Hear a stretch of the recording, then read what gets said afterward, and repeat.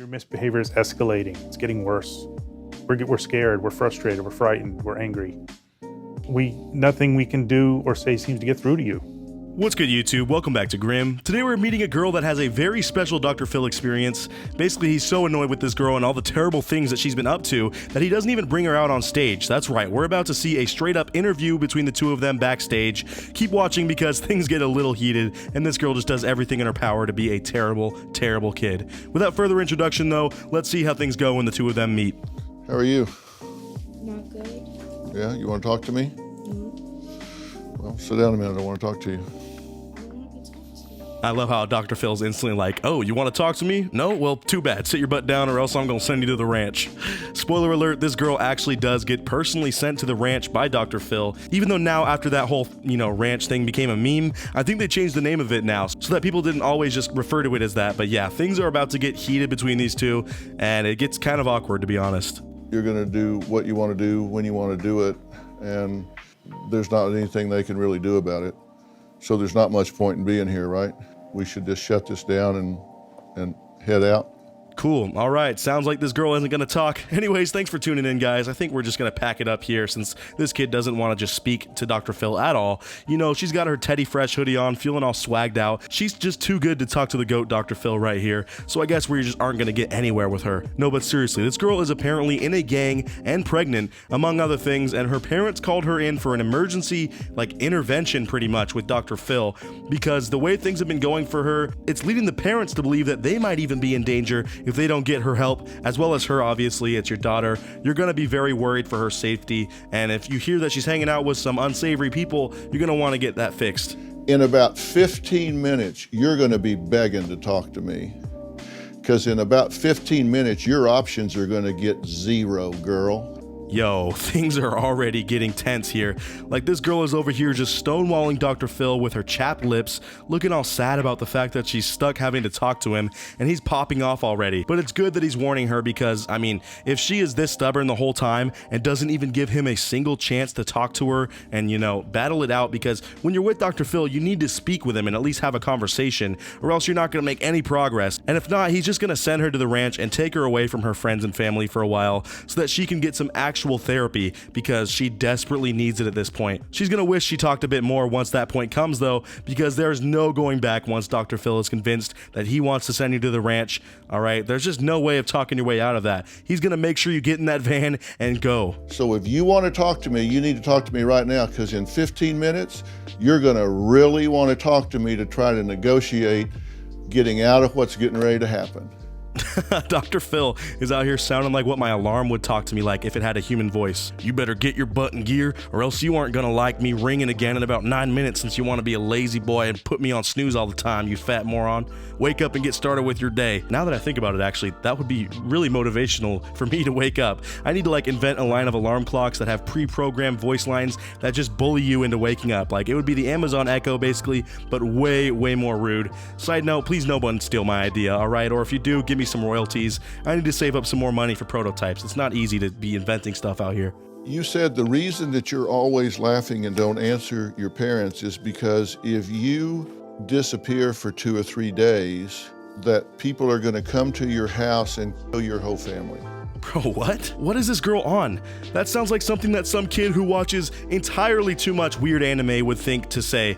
There's not a hit squad out that's keeping tabs on you and making sure that Dr. Phil doesn't send you to the ranch. And if he does, they just roll in and wipe out your whole family. That's not how any of this works. If anything, your friends at school will just be like, yo, where's Anna been? There's no fleet of ninjas or assassins that fly out of the bushes right away and hit a lick on your house. Why would you even want to make up a weird lie like that? And like I was saying earlier, her parents are now fearing for their lives after the daughter keeps saying weird stuff like this. It almost makes you think, okay, if she's making this up, she has a lot of details and information on this. That might be a real thing. We might actually be in danger. So you're in a gang? No, I said I knew people. It's not a gang, Dr. Phil. It's called a clan. Get it right. Basically, we just run COD lobbies after school gets out and rep the same clan tag, okay? It's not a gang per se. No, but really, this girl is actually claiming that it would be her fellow gang buddies, which I say in air quotes, even though you can't physically see that, obviously, but they were there.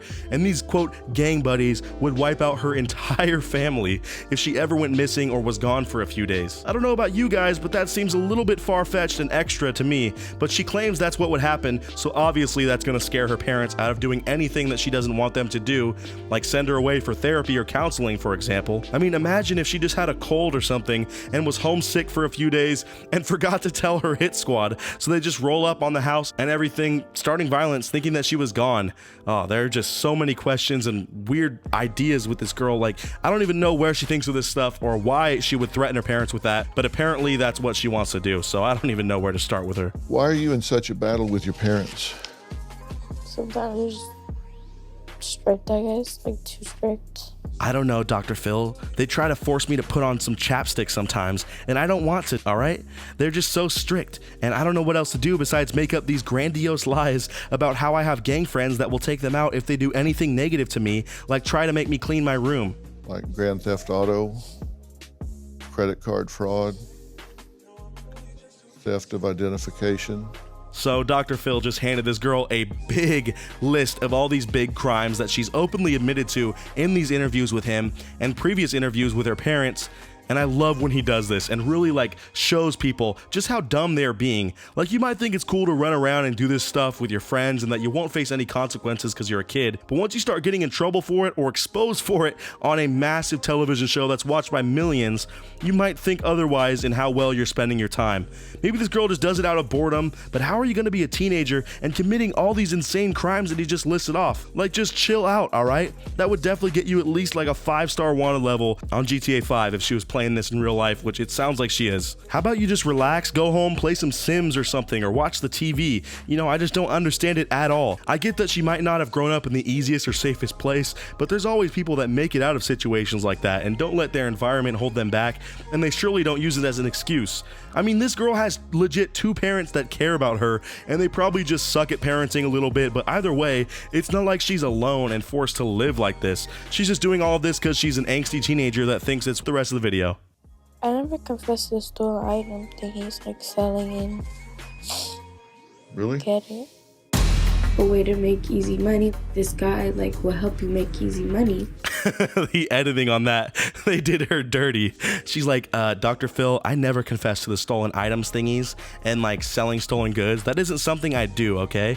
And then it just cuts like, and all the music starts playing and literally turns to a clip of her admitting to the process of how she did that exact crime on film. What a moron, dude. Like, you can't say you didn't admit to something when you straight up talked about it in an interview on footage. This girl is as loose-lipped as Tekashi 6ix9ine, bruh. If you want to act hard and like you're about it, at least don't spill the beans right away on your crimes when you start getting interviewed. I get that you're young, but that should be pretty straightforward. So what do you want to do? Go home.